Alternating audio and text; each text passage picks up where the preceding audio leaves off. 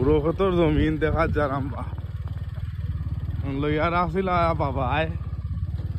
আইবার আরো তিনজনে নিয়ে আমারে পরিচয় করে আইয়া দেরা আমি নিজেও জানি না কোনানো লইছি কত অন্তর হইবা সামনে নি আচ্ছা অবশ্য তান মাঝে মাঝে খাটি লাইছেন মাঝে মাঝে ভাবছে মাঝে মাঝে খাসাও রয়েছে ওখান নাকি তা আচ্ছা